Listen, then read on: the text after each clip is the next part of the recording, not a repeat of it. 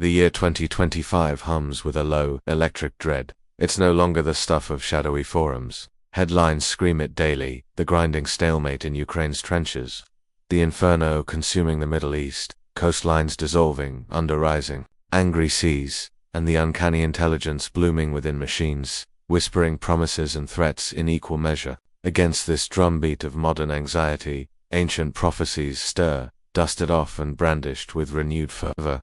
But what if the most piercing warning echoing into this fractured moment wasn't forged in the digital fires of our age, but sprang from the sun-drenched fields of Fatima, Portugal, entrusted to 3 awestruck shepherd children over a century ago? Step back, May 1917, Fatima Lucia dos Santos, aged 10, and her younger cousins, Francisco and Jacinta Mato, 10 sheep in the Cova da Iria. A flash of light, brighter than the sun, startles them. Above a small home oak, a figure appears, a lady all of light Lucia would later describe. She promises to return monthly on the 13th. News spreads, morphing from village gossip to regional curiosity, then to a phenomenon drawing thousands. Skeptics mingle with the devout, authorities grow wary. The lady delivers messages, prayers for peace, warnings of a greater war if humanity doesn't amend its ways, and secrets, 3 of them. October 13, 1917.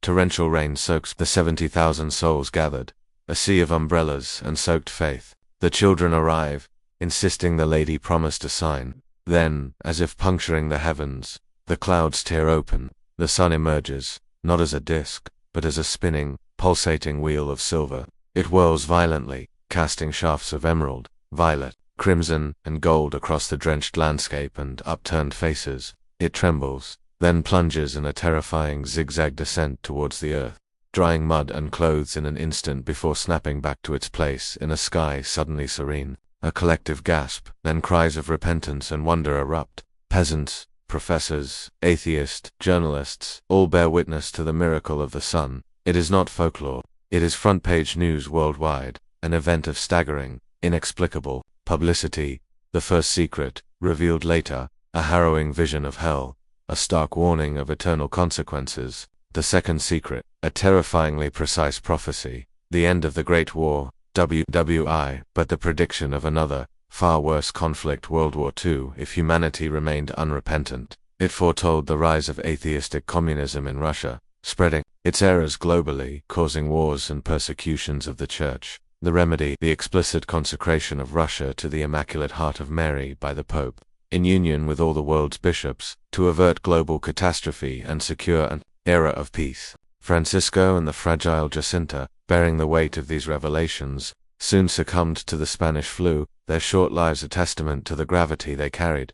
Lucia, living into the 21st century, became the solitary keeper of the final, most explosive revelation, the third secret. The second secret's chilling accuracy, the outbreak of World War II, the Iron Curtain's descent, the USSR's eventual collapse, lends unnerving weight to the children's experience. Yet, the core request, Russia's consecration, remained a point of painful contention. Attempts were made -1984 by Pope John Paul II, and significantly, in 2022 by Pope Francis, explicitly invoking Ukraine and Russia amidst the ongoing crisis. A stark, modern echo resonating from 1917, this undeniable history, crowned by an inexplicable, publicly witnessed miracle and validated predictions, forms the unshakable bedrock of the Fatima enigma. It compels the inevitable, spine-chilling question: if these secrets proved so devastatingly true, what world-shattering truth lies locked within the third?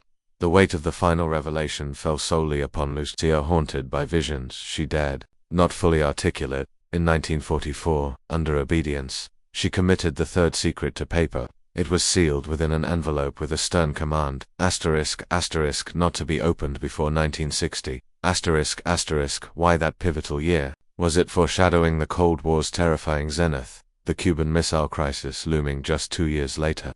The envelope entered the Vatican's impenetrable vaults, and the agonizing wait began. 1960 arrived. Pope John XXIII, successor to Pius XII, broke the seal. He read the contents, and swiftly resealed it. Reports described him as visibly shaken, pale. His successor, Paul VI, read it. Silence. John Paul I, His brief papacy, ending after 33 days, likely never saw it. Then came John Paul II, the Polish pontiff who stared down communism. He studied the text intensely, particularly after surviving the near-fatal assassination attempt in St. Peter's Square on May 13, 1981, the anniversary of the first Fatima apparition. Many saw the bullet that nearly killed him, later, encased in the crown of the Fatima statue, as a chilling echo of the secret's themes. Yet, even this resolute pope, who credited Our Lady of Fatima with saving his life, refused immediate disclosure. For over half a century, across multiple pontificates, the highest authorities of the Church held this secret close, a burden, carried in the shadows. Popes who witnessed the horrors of world wars, the specter of nuclear annihilation, and the grinding persecution of faith behind the Iron Curtain deemed its contents too volatile, too terrifying, for the world to know. The sheer weight of this decades-long consistent suppression by men accustomed to global catastrophe casts a long, cold shadow over the text itself. What apocalyptic imagery, what dire sequence of events, or what specific, destabilizing warning could demand such unprecedented secrecy? With Lucia's passing in 2005, the last direct witness was gone, leaving only the enigma. What truth was deemed too dangerous for the world to know until the 21st century dawned, and perhaps, even now, remains partially veiled? Decades of suffocating silence finally broke in the Jubilee year, 2000. The Vatican, under Pope John Paul II, unveiled the long-awaited third secret. The text, released by the Congregation for the Doctrine of the Faith, described a harrowing vision. We saw an angel with a flaming sword in his left hand, flashing. It gave out flames that looked as though they would set the world on fire, but they died out in contact with the splendor that Our Lady radiated towards him from her right hand. Pointing to the earth with his right hand, the angel cried out, in a loud voice, "Penance, penance, penance." And we saw in an immense light that is God, something similar to how people appear in a mirror when they pass in front of it. A bishop dressed in white. We had the impression that it was the Holy Father. Other bishops, priests, men, and women religious going up a steep mountain, at the top of which there was a big cross of rough-hewn trunks, as of a cork tree with the bark. Before reaching there, the Holy Father passed through a big city half in ruins and half trembling with halting step. Afflicted with pain and sorrow, he prayed for the souls of the corpses he met on his way. Having reached the top of the mountain, on his knees at the foot of the big cross, he was killed by a group of soldiers who fired bullets and arrows at him. Cardinal Angelo Sodano presented the official interpretation, a powerful, symbolic prophecy depicting the 20th century's martyrdom, the persecutions of the Church, Mexico, Spain, Nazi Germany, Soviet bloc, the bloodshed of world wars, the assassination attempts on John Paul II himself. The bishop in white slain amidst ruins represented the suffering popes and the persecuted faithful. The vision, he stated, culminated, not in despair, but in the triumph of the Immaculate Heart, signifying ultimate purification and divine victory. Case closed. Far from it. Almost before the ink dried on the Vatican communiqué, a wave of profound skepticism erupted. Why the agonizing 64-year delay for imagery seemingly reflecting past events already witnessed? Did this stark, relatively brief text truly match Lucia's own earlier, more ominous hints about the secret's overwhelming gravity and its focus on the end times? Crucially, Cardinal Joseph Ratzinger, prefect of the CDF and the future Pope Benedict XVI, who presented the theological commentary alongside the text, had once cryptically stated in 1984 that the secret involved dangers threatening the faith and the life of the Christian, and therefore the world. Did the released vision of physical persecution fully capture that deeper, more insidious scope? A crisis within the Church itself. Voices of dissent rose, powerful and persistent. The late Fr. Nicholas Gruner, the Fatima priest, dedicated his life to challenging the Vatican's handling of the message, insisting vital elements were withheld. Even more compelling was the testimony of Cardinal Carlo Caffarra d. 2017. The first president of the Pontifical John Paul II Institute for Studies on Marriage and Family. He stated publicly that Sister Lucia, in a private letter to him, when he began his work in 1981, wrote, "The final battle between the Lord and the reign of Satan will be about marriage and the family." He added, chillingly, "Don't be afraid, ...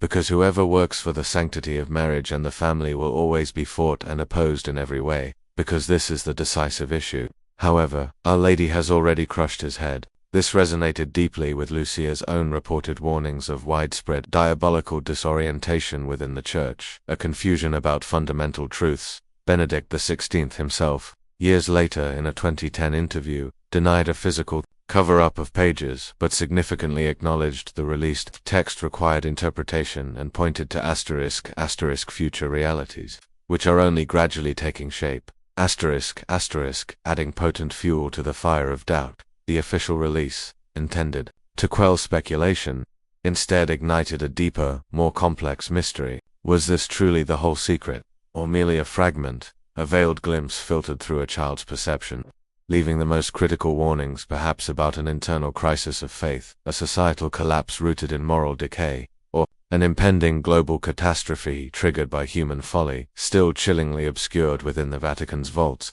The image of a pope slain amidst ruins feels less like a closed chapter on the 20th century, and more like an ominous, open-ended riddle, echoing with unsettling clarity into our own unstable, fractured world.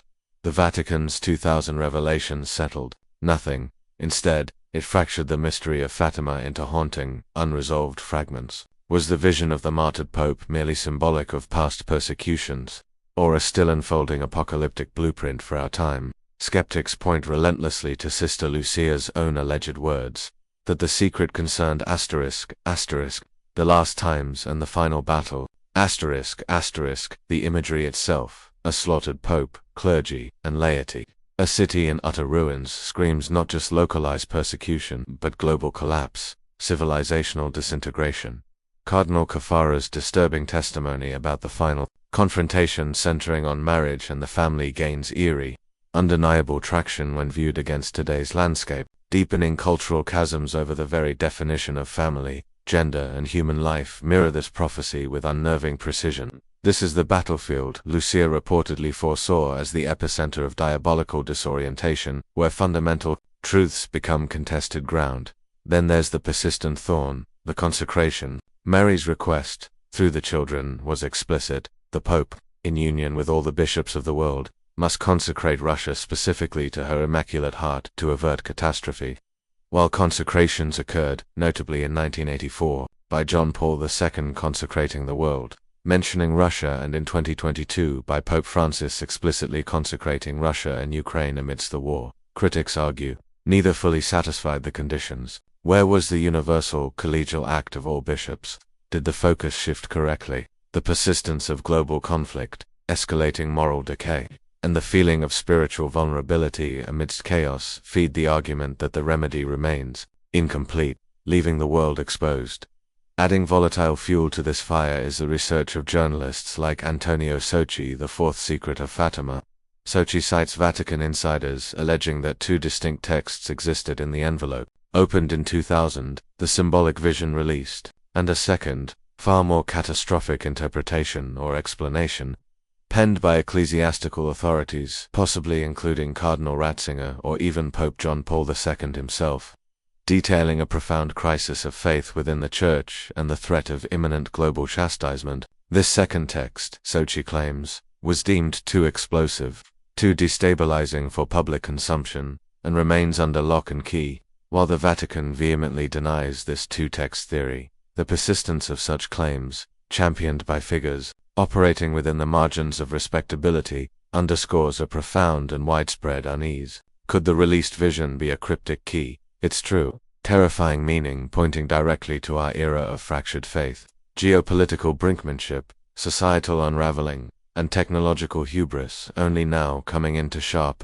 terrifying focus as 2025 approaches. The chilling possibility endures. The most urgent warning, the true heart of the third secret, might still lie buried, waiting for its ominous moment. The year 2025 looms, not as an arbitrary mark on a calendar, but as a chilling convergence point, heavy with symbolic and prophetic weight. Look around. The bombed-out ruins of Mariupol, the shattered landscape of Gaza. These aren't abstract conflicts. They are visceral, modern echoes of the third secret's vision of a city laid waste. Escalating tensions pulse globally. The threat of nuclear fire no longer a Cold War relic but a present danger whispered in diplomatic corridors.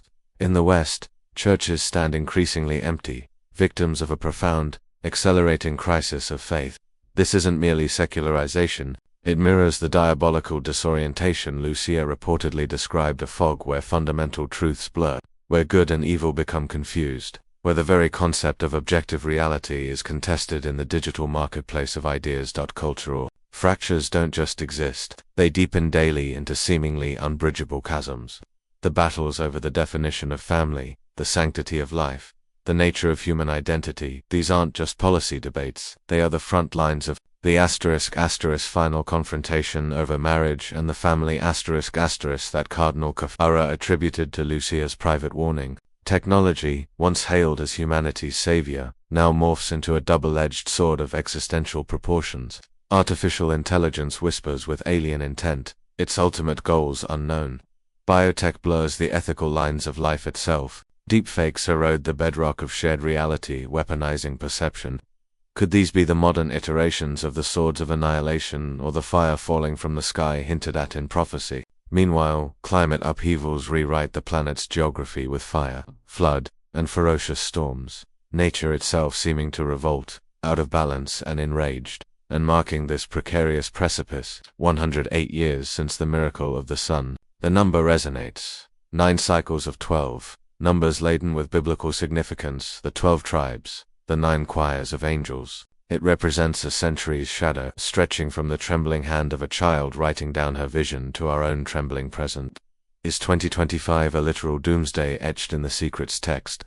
Perhaps not, but it feels undeniably like the moment when the secret's core, terrifying themes, global ruin, faith's collapse, moral upheaval, and technological peril collide with unprecedented, terrifying urgency. The vision of a pope slain amidst chaos isn't just a historical tableau, it's a stark, haunting metaphor for a world, a civilization, seemingly teetering on the knife edge of an abyss. The question isn't if Fatima speaks to now, it's how loudly, and how desperately, we're willing to listen before whatever final act is written unfolds. Amidst the gathering storm clouds cast by prophecy and the palpable tension of our times, Fatima's core truth blazes forth with undeniable clarity. This was never about inevitable doom, but divine hope. Harrowing vision of ruin, the martyred bishop in white, the city laid waste. These are not the final frame. They climax not in despair, but in the radiant, unwavering promise of the triumph of the Immaculate Heart. This signifies not mere survival, but an era of profound peace, boundless divine mercy, and restored, vibrant faith emerging purified from the crucible of trial. The Virgin's plea at Fatima wasn't a passive incitement to fear, it was a clarion call to active conversion. Her prescribed remedies, the rosary prayed not by rote, but with fervent, believing hearts, sacrificial penance, embracing small sufferings offered for the conversion of sinners and peace, personal consecration to her Immaculate Heart placing oneself under her protection and guidance, stand revealed not as quaint, archaic rituals, but as potent, undimmed weapons. They are defenses forged in the spiritual realm against the very forces tearing at the fabric of our world, the scourge of war, the cancer of faithlessness, and the pervasive chaos of moral relativism. The prophecy whispers are crucial, empowering, secret, often drowned out by the noise of fear. The future glimpsed at Fatima is conditional. 2025 isn't a fixed doomsday clock counting down to zero. It is a pivotal convergence, a moment in the river of time where humanity's collective choices, and indeed, your individual choices, resonate with eternal weight. Did the world truly heed Mary's call for Russia's consecration as requested? Do we, amidst the overwhelming digital deluge and the clamor of modern life, anchor our souls in genuine, persistent prayer? Do we defend the sanctity of life, the integrity of the family, and the pursuit of truth not with anger but with courageous, unwavering love? This active response, this daily turning towards the light, is the true, beating heart of the secret. Despair is the enemy's insidious whisper, seeking paralysis. Your faith, however small it feels, your acts of mercy, however unseen, your daily conscious yes to choosing light over darkness. These are the counteroffensive the ultimate triumph of good. The reign of the Immaculate Heart is assured by divine promise. But the path we walk through these trembling times, the severity of the storm, the cost exacted before the dawn breaks, that, the vision suggests, is not etched irrevocably in stone. It is being written, here and now, in the living ink of human courage, repentance, and fidelity, mingled with God's boundless, ever-present grace. The call of Fatima isn't to stand frozen, watching the horizon in dread. It's to rise, to pray, to convert, to love. It is to become, through our choices and our faith, the very dawn we await. The enigma of Fatima's third secret endures. It is veiled in decades of Vatican reticence, fractured by contested interpretations, and given terrifying credence by the haunting weight of prophecies already fulfilled. Was the stark vision revealed in 2000 truly the complete picture committed to paper, or does a more unsettling revelation perhaps explicitly naming the nature of our era's global fracture, our technological vertigo, or the depths of the eroding faith within the very walls meant to uphold it still lie locked away, deemed too volatile for this precarious moment? As 2025 draws inexorably near, marking 108 years since 70,000 souls witnessed the Sundance at Fatima, the world reflects Lucia's vision with uncanny, chilling clarity. Cities lie scarred by war, truth drowns in a sea of disinformation and diabolical disorientation, and the very foundations of family and society shudder under relentless assault. The convergence feels palpable, the shadow long yet. Remember this, above all, Fatima's core is not a tomb of despair, but a clarion call written in celestial light. That martyred bishop in white, ascending the mountain of corpses, isn't merely a victim of the darkness. He is an eternal symbol of unwavering witness. He represents the call to stand firm in faith, to guide others through the storm, eyes fixed on the promise of the triumph, the victory already won on the cross. The future glimpsed in that Portuguese field was never a fixed sentence passed upon humanity. It was, and remains, a conditional path. Its trajectory is shaped irrevocably, moment by moment, by our fervent prayers rising above the noise, our penitent hearts turning back to grace, our courage to consecrate our lives and our world to the Immaculate Heart amidst the swirling chaos. The greatest secret ultimately revealed by Fatima may not be the specific what that awaits, but the transformative this. You hold, within your choices and your faith, a thread of the outcome. So, the crossroads is now. The vision beckons not just to decipher, but to live. What echoes loudest for you? Is the Vatican guarding an explosive, undisclosed truth about our immediate future? Or is the real, transformative secret, the one that changes everything, the undeniable, ancient power of faith, hope, and love, ignited within the human spirit when confronted with the storm? The conversation continues. The choice is yours.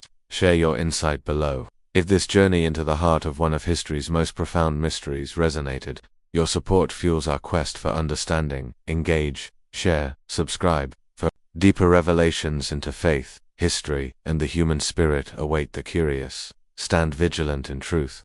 Stand unwavering in hope. For the dawn, remember, is not merely awaited in passivity. It is chosen, it is forged, it is lived by each of us, right now.